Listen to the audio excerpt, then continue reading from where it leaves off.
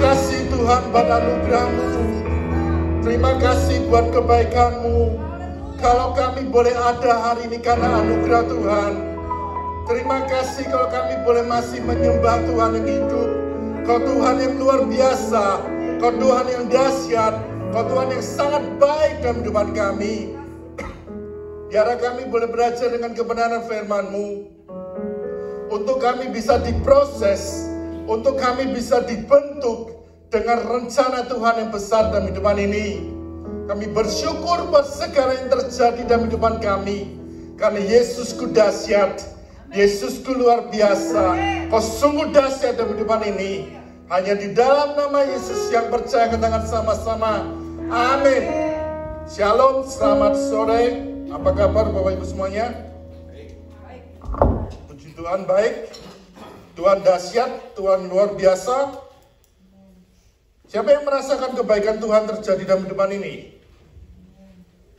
Yang amin kok sedikit gitu loh. Padahal ini lumayan banyak. Sebelum saya share dengan firman Tuhan ini, saya mau bertanya, siapa yang hari ini haus? Depan. Saya ada spesial yang luar biasa. Ini kecil, tapi ini sesuatu meaningful yang luar biasa. Saya membawa 4 soda. Jadi di sini ada soda beneran. Saya jadi nggak bercanda. Yang tadi haus dapat satu persatu. Mantap 4. Siapa tadi yang haus? Ayo. Kita kasih satu. Kasih yang lain pasti ada dapat. Oh, tenang aja. Masih ada. Siapa lagi? Tante tadi? Ya. Nah, saya mau ngasih sebenarnya ini ada satu hal yang luar biasa, bonus lah. Ini drummer kita tadi tenaganya luar biasa, bonus Pak. Loh nggak mau?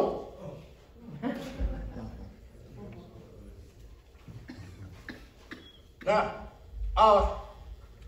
boleh kalau mau diminum silahkan, kita bebas saja. Nah, saya ingin share sesuatu dari saya ini, sesuatu yang saya lakuin ini.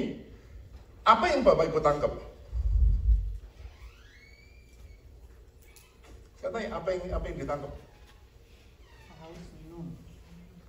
Haus minum. Terus apa lagi?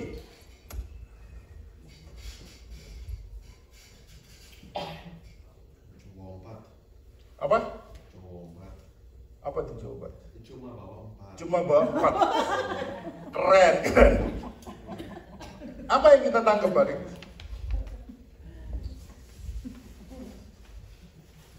Sebenarnya gini, yang saya dapat, yang ingin saya share hari ini, saya memberikan sesuatu ke Bapak Ibu semuanya. Enggak semuanya, tapi itu sebagai simple.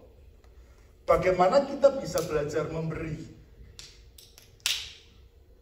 Saya dari tadi seharian saya mikir di rumah. Saya seharian saya mikir gimana caranya untuk kita bisa memberi yang terbaik. Seringkali dalam kehidupan ini kita sulit memberi yang terbaik, yes. Sehingga kita tidak pernah mendapatkan yang terbaik daripada Tuhan. Nah, saya ingin share hari ini yang saya tangkap. Yang satu hal yang saya tangkap dari kemarin saya mikir, apa yang saya lakukan ini saya belajar memberi. Walaupun saya belum tahu apa yang akan terjadi di depan nanti, tapi saya lakukan terlebih dahulu, memberi. Karena memberi ini ada sesuatu yang luar biasa dalam kehidupan kita. Tuhan ingin hidup kita belajar memberi yang terbaik. Setuju nggak? Tuhan ingin kita belajar memberi apa yang kita punya, beri yang terbaik sama Tuhan. Makanya dari tadi saya mikir, apa yang perlu saya bawa? Sampai detik-detik mau berangkat ke gereja, saya pun mikir, endingnya ketemulah. Karena tadinya mau pergi mampir beli roti, tapi nggak bisa mampir, waktunya nggak keburu. Endingnya ketemulah saya dapat itu. Di rumah banyak soda, lumayan soda tak bawa. Yang penting saya bukan hanya kita memberinya, tapi apa? apa yang akan kita lakukan dalam kehidupan ini. Kita perlu belajar ini. Nah, hari ini kita akan belajar sesuatu yang luar biasa dalam kehidupan ini. Arti dari sebuah memberi. Ternyata memberi ini ada artinya. Seringkali kita memberi, tapi kita artinya itu kita ingin mendapatkan sesuatu dari orang itu. Ya, benar nggak? Kita memberi sesuatu kepada orang ini, aku beri ini. Tapi kita ingin apa? Orang itu memperhatikan kita. Ya toh ya? Contoh gini, seringkali kita ingin, saya bawa makanan banyak ke tempat kantor. Tapi seringkali saya ingin apa? Supaya orang kantor memberikan jadwal semuanya kepada saya. Benar nggak? Seringkali kita begini kan? Nah, bagaimana dengan kita dengan Tuhan di hari-hari ini? Bagaimana dengan kita dengan Tuhan di hari-hari ini? Sudahkah kita belajar memberi yang terbaik sama Tuhan? Kalau kita mempelajari kata memberi, menurut Kamus Besar Bahasa Indonesia, memberi itu menyerahkan, membagikan, menyampaikan sesuatu. Contohnya gini, kita memberikan sesuatu kepada pengemis. Ada pengemis yang nganggur di pinggir jalan, tidak tahu makanan, Bapak kita beri sesuatu. Itu simpel yang luar biasa. Nah, yang kedua menyediakan atau melakukan dan sebagainya. Suatu untuk dia atau untuk orang lain, membersihkan rumah, membersihkan segalanya. Nah, yang ketiga memperbolehkan atau mengizinkan orang lain. Itu melewati setiap langkah dalam kehidupan kita. Nah, namun bagaimana menurut Alkitab mengenai prinsip memberi? Kita perlu belajar ini. Jadi kita ini tidak sekedar kita hanya beribadah, tidak sekedar kita hanya duduk di kursi gereja, tidak sekedar kita hanya worship Tuhan, tapi kita perlu melakukan apa? Memberi itu. Nah, prinsip yang harus kita pelajari gini. Firman Tuhan mengatakan di dalam Lukas 6 ayat 38. Kita basic dulu di ayat ini. Lukas 6 ayat 38.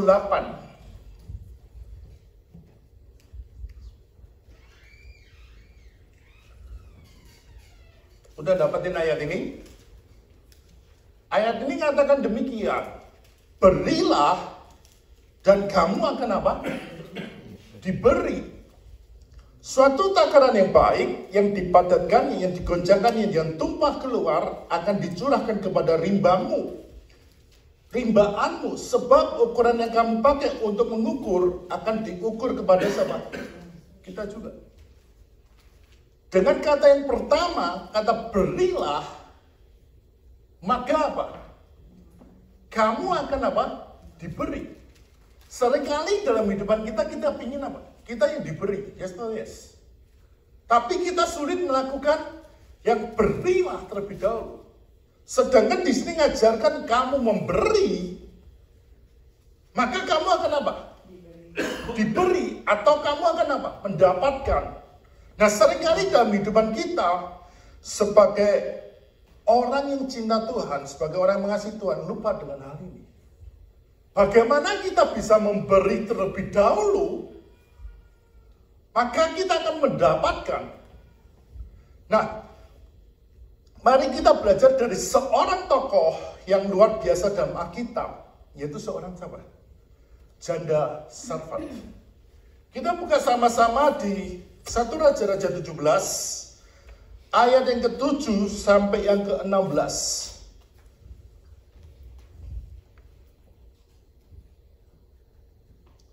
Ini sungguh yang menarik tentang bagaimana memberi yang terbaik yang kita perlu belajar di ayat ini.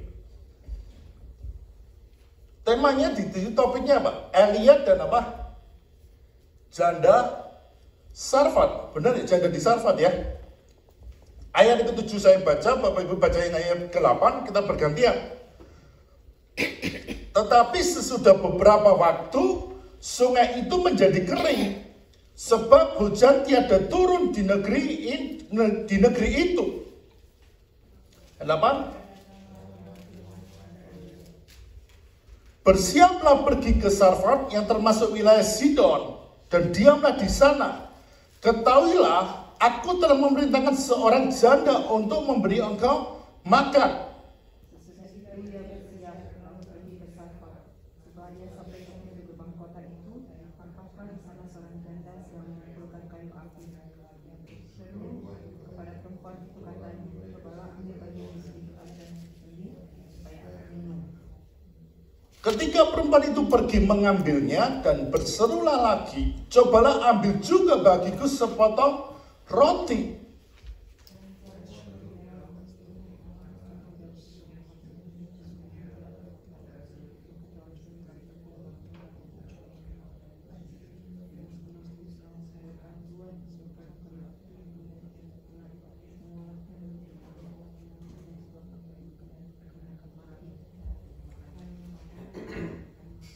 Tetapi Elia berkata kepadanya, jangan takut, pulanglah, buatlah seperti yang kau katakan, tetapi buatlah terlebih dahulu bagiku sepotong roti bundar kecil daripadanya, dan bawalah kepadaku, kemudian barulah kau buat bagimu dan bagi anakmu.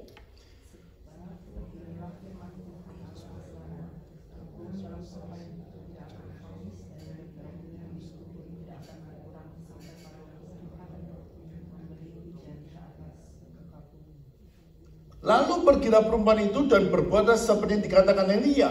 Maka perempuan itu dan serta anak perempuan itu mendapat makan beberapa waktu lamanya.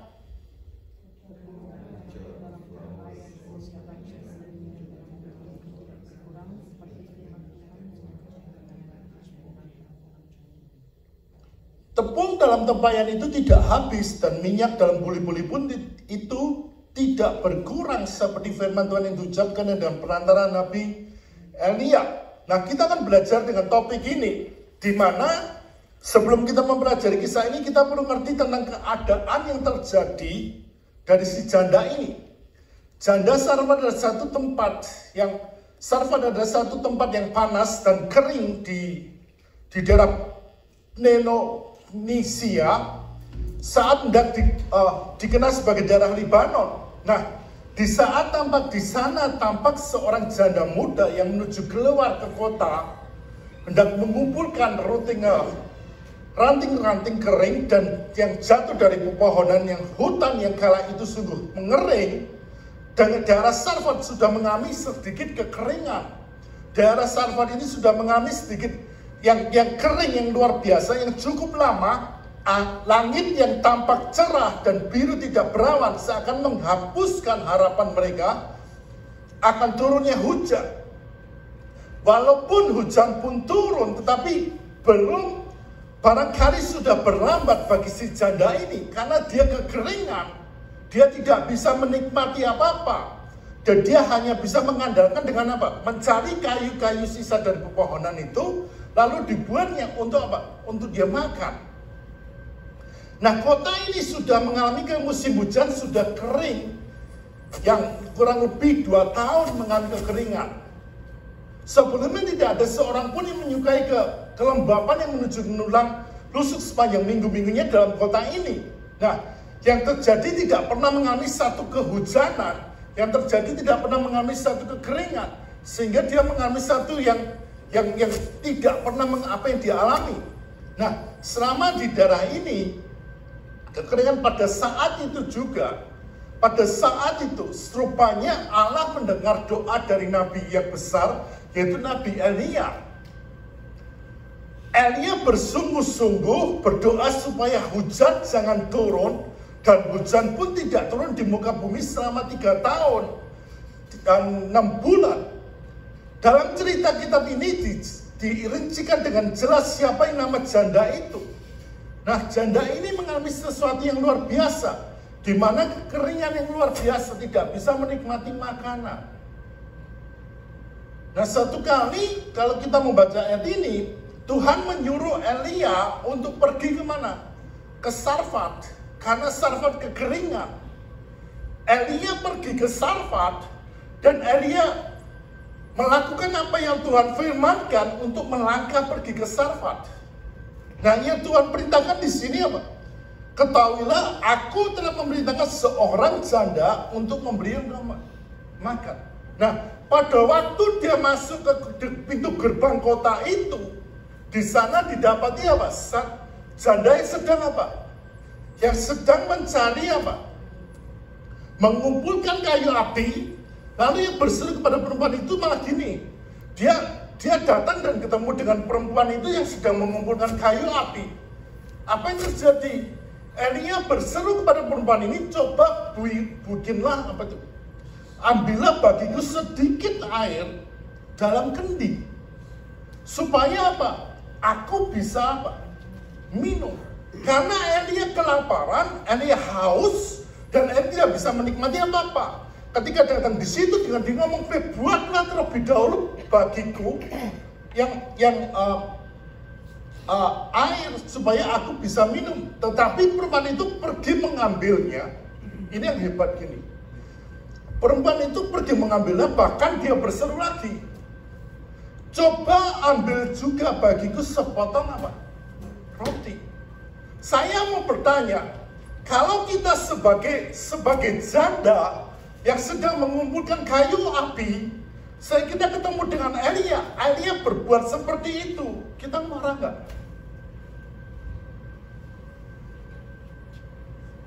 Make sense, kita marah nggak?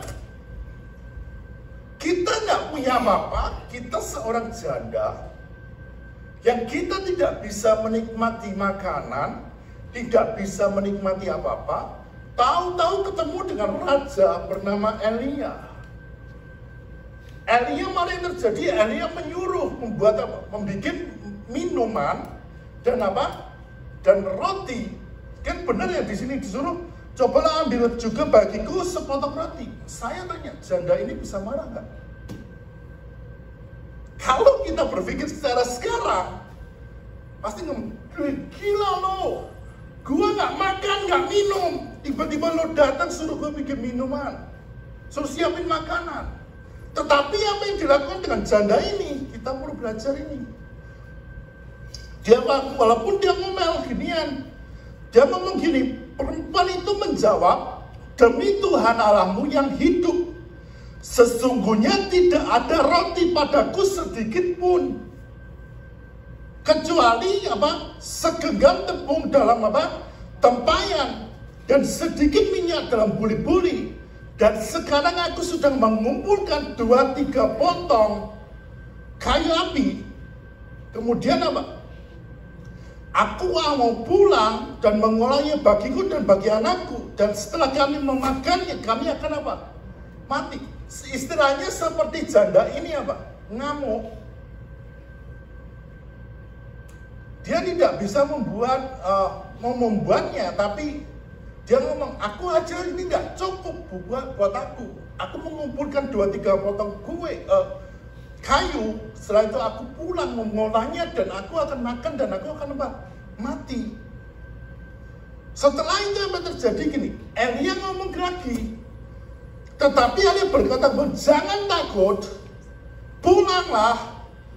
Seperti yang katakan, tetapi buatlah terlebih dahulu bagiku sepotong roti bundar kecil daripadanya, dan bawalah kepadaku, kemudian barulah kau bagimu dan bagi anak-anak.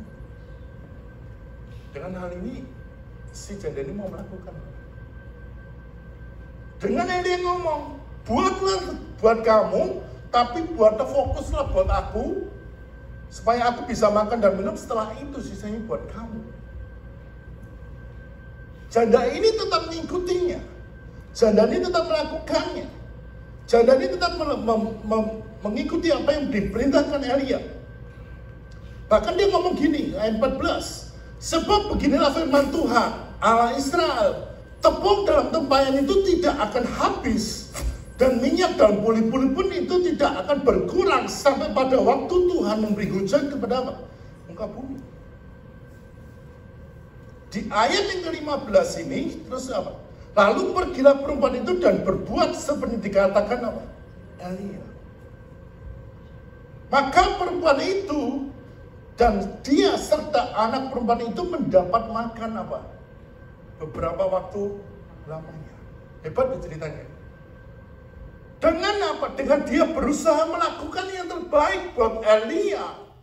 Dengan dia berusaha memberi yang terbaik buat Elia. Buat hamba Tuhan, dia lakukan yang terbaik. Buat Tuhan dia kerjakan yang terbaik. Apa yang dia pikir untuk dia pulang makan buat dia dan setelah itu akan mati. Malah terjadi apa?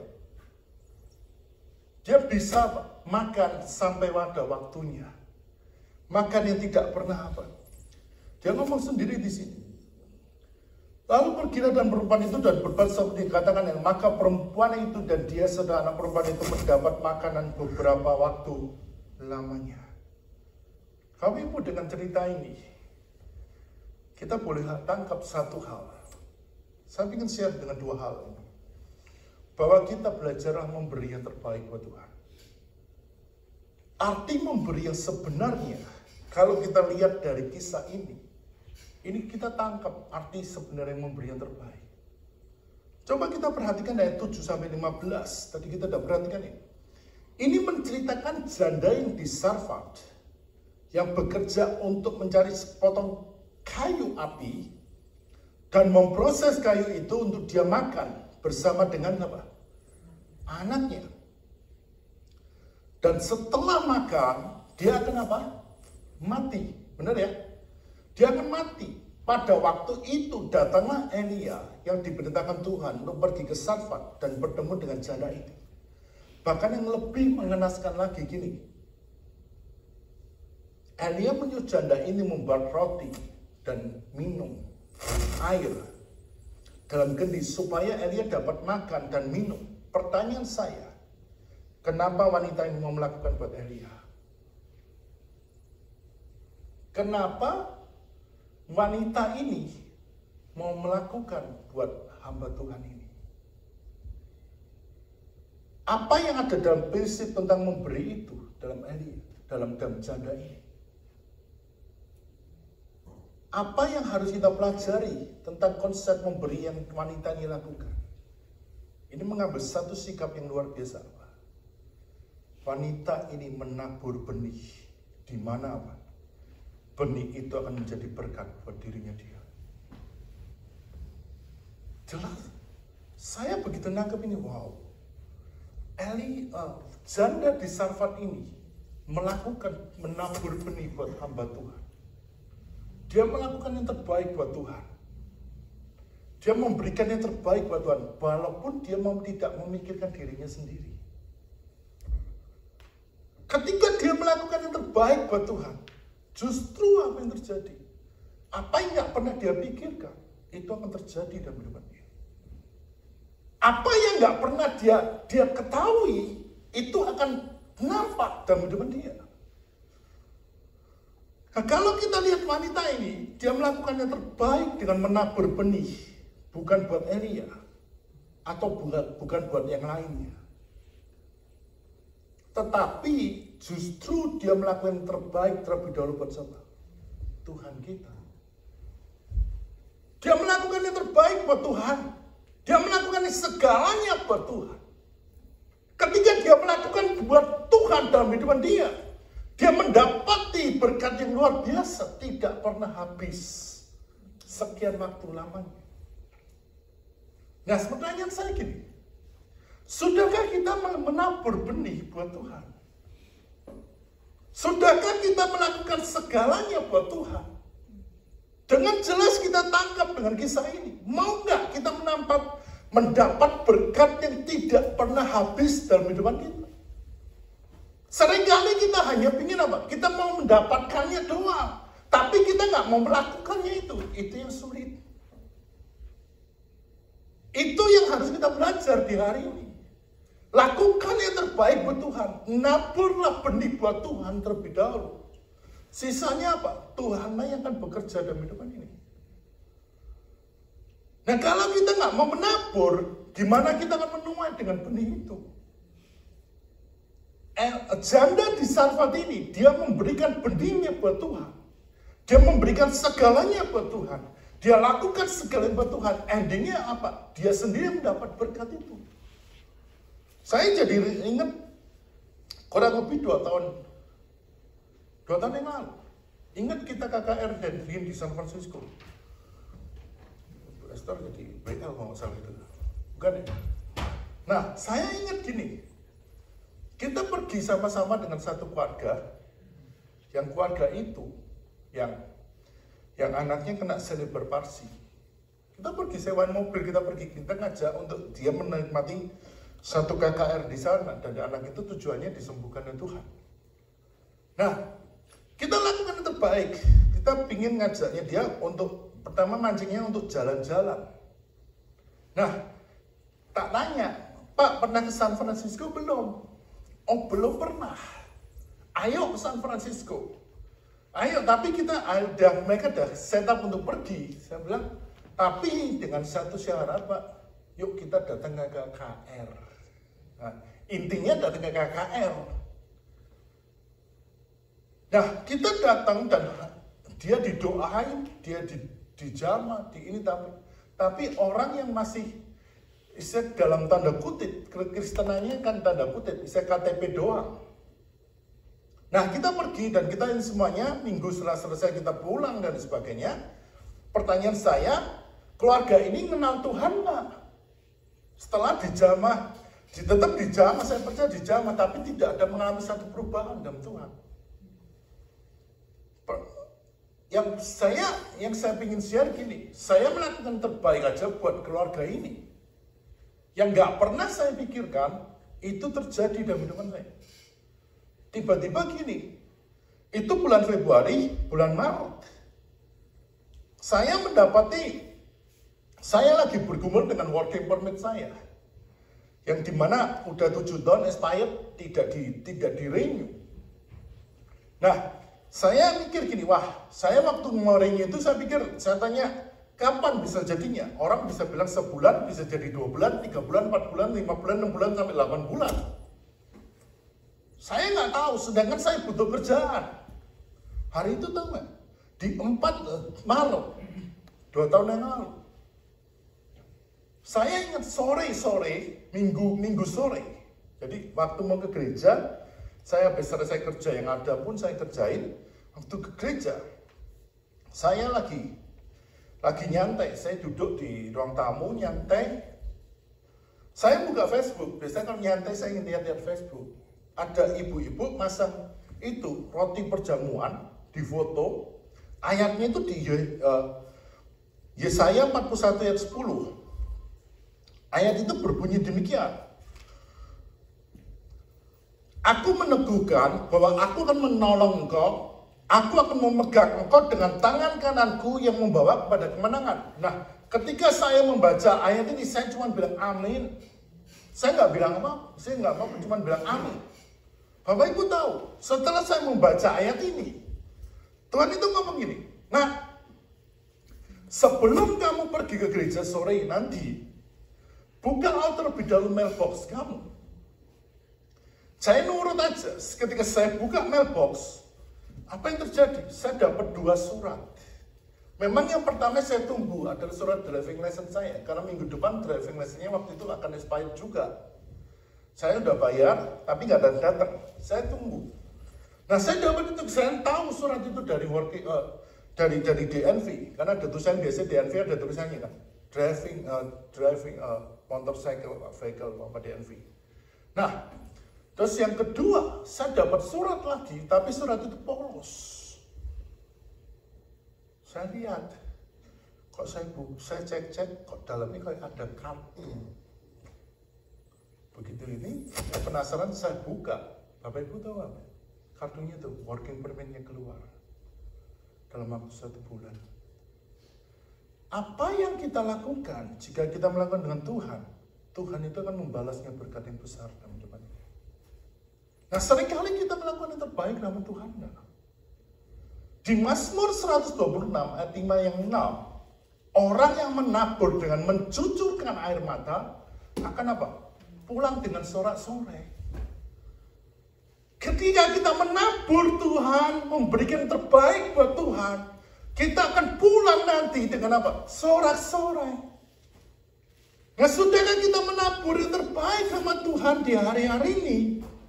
Wanita ini menabur dengan mencucurkan air mata, akan pulang dengan apa? Sorak-sorai.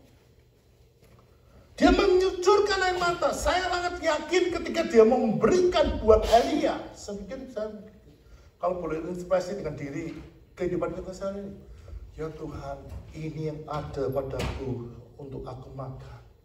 Tapi aku berikan yang terbaik buat Tuhan. Berikan buat hamba Tuhan yang luar biasa. Ketika dia berikan itu justru apa? Dia pulang dengan apa? Sorak-sorai. Dia pulang dengan apa? Tidak pernah kehabisan selama-lamanya. Nah yang kedua, yang harus ada dalam kehidupan ini, yang dapat kita tangkap melalui kisah ini adalah apa yang wanita ini lakukan buat Elia, yang secara tidak mungkin dilakukan, tapi wanita ini mau berbuat yang terbaik buat Elia. Apa yang akan penyebab apa yang mau wanita ini lakukan? Apa yang menjadi pemikiran wanita ini untuk Elia? Yang ada dalam pemikiran Elia adalah apa? Wanita ini memiutangi Tuhan. Saya tanya dalam kehidupan ini, Tuhan punya utang nggak sama kita?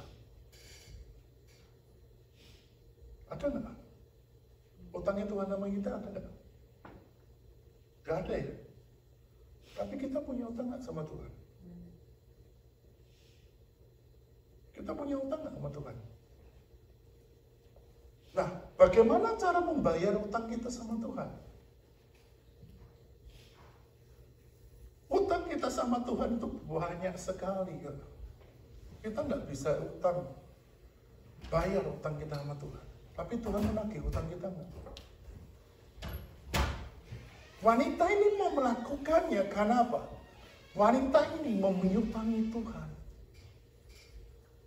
Karena dia punya utang sama Tuhan, dia bayar. Dia lakukan yang terbaik buat Tuhan. Dia kerjakan yang terbaik buat Tuhan. Wanita ini menyadari bahwa hanya Tuhanlah yang sanggup mengubah yang tidak mungkin menjadi apa? Mungkin. Dengan dia melakukan yang terbaik buat Tuhan, berarti dia sedang memiutangi Tuhan. Dia sedang membayar utangnya sama Tuhan. Dia sedang mengerjakan utangnya dia sama Tuhan. Untuk apa? Dibayar lunas. Nah, sudahkah kita melakukan yang terbaik buat Tuhan di hari-hari ini? Yuk kita bayar utang kita sama Tuhan. Yuk kita bayar hidup kita sama Tuhan. Apa yang kita ingat dari seorang janda memberi persembahan 2 peser perak? Di Lukas 21 ayat 1 sampai 4. Ini ada satu gambaran jika kita berikan terbaik buat Tuhan. Tuhan melihat apa? Hati kita. Yuk secara cepat aja kita lihat ayat ini. Lukas 21 ayat yang keempat.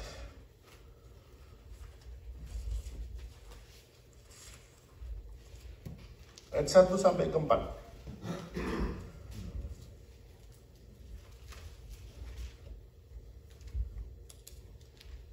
Ketika Yesus mengangkat mukanya, ia melihat seorang kaya memasukkan persembahan mereka ke dalam peti persembahan. Ia melihat juga seorang janda miskin memasukkannya 2 peser perak ke dalam peti itu. Lalu berkatalah, aku berkata kepadamu, sesungguhnya janda miskin ini memberi lebih banyak daripada semua orang itu. Sebab apa? Sebab mereka semuanya memberi persembahannya dari kelimpahannya. Tapi janda ini memberi dari apa? Kekurangannya. Bahkan ia memberi dari seluruh apa? Nafkahnya. Dan jelas di sini mengatakan apa? Dia beri dengan kekurangan, dia beri yang terbaik. Dan Tuhan apa? Melihat apa yang dia beri.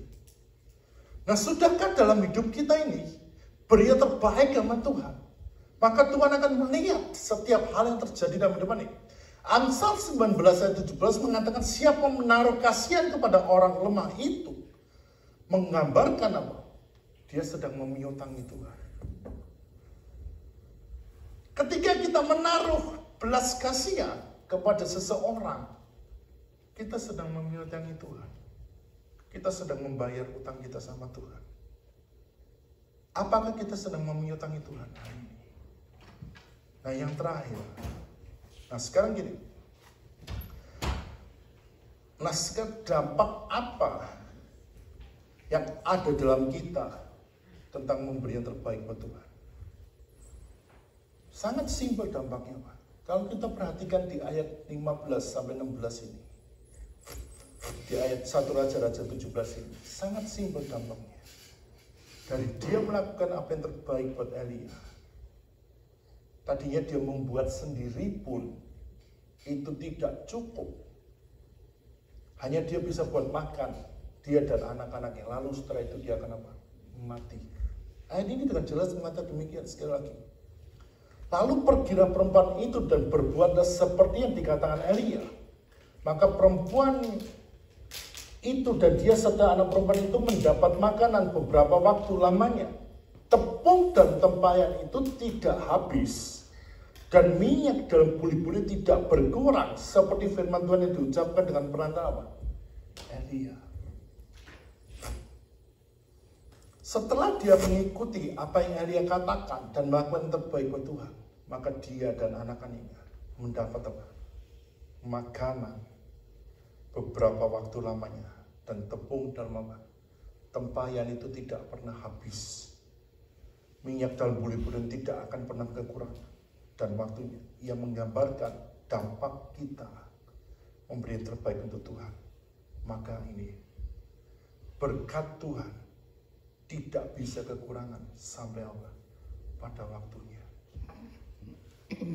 Ketika kita dampak kita memberi yang terbaik buat Tuhan, ketika kita mengerjakan yang terbaik buat Tuhan, dampaknya apa?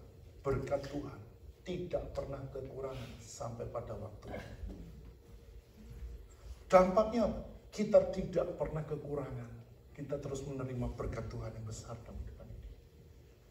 Sudahkah kita memberi yang terbaik sama Tuhan? Ayat yang terakhir, Amsal 10:22. Berkat Tuhan yang menjadi kaya, susah payah tidak akan menambahi. Siapa mempercayakan diri kekayaan akan jatuh. Sudahkah kita tahu bahwa berkat Tuhan itu yang membuat kita kekayaan? Berkat Tuhan yang kita membuat kita sampai tidak pernah kekurangan. Hari ini, di waktu yang singkat ini, saya mau memberikan sesuatu yang luar biasa. Sudahkah kita memberi yang terbaik buat Tuhan? Sudahkah kita nangkap arti kata memberi itu? Seringkali dalam kehidupan kita tidak pernah nangkep memberi. Kita memberi itu sulit. Memberi persembahan, memberi ini, memberi itu lagi. Pikir aku mau apapun memberi, apapun ini. Tapi kalau kita lakukan buat Tuhan, dampaknya itu akan terjadi dalam kehidupan ini. Dan sangat memberkati hidup kita. Sangat menguatkan hidupan kita untuk melihat apa yang tidak mungkin menjadi apa? Mungkin. Ketika kita melakukan segalanya buat Tuhan, justru di luar sana Tuhan memberikan segalanya dalam hidupan ini. Ketika kita memberikan buat Tuhan, Tuhan memberikan dampak di tempat yang lain buat kita. Nah, sudahkah kita memberi yang terbaik buat Tuhan di hari-hari ini? Sudahkah kita kerjakan seperti yang wanita ini kerjakan? Mari sore hari ini, biar kita belajar dengan wanita ini. Lakukan yang terbaik buat Tuhan. Kerjakan yang terbaik buat Tuhan. Maka Tuhan tidak pernah hitung-hitungan dalam hidup ini. Mari sama-sama kita bangkit berdiri.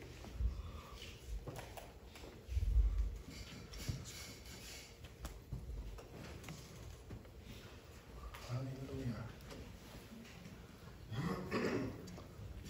Makasih Tuhan.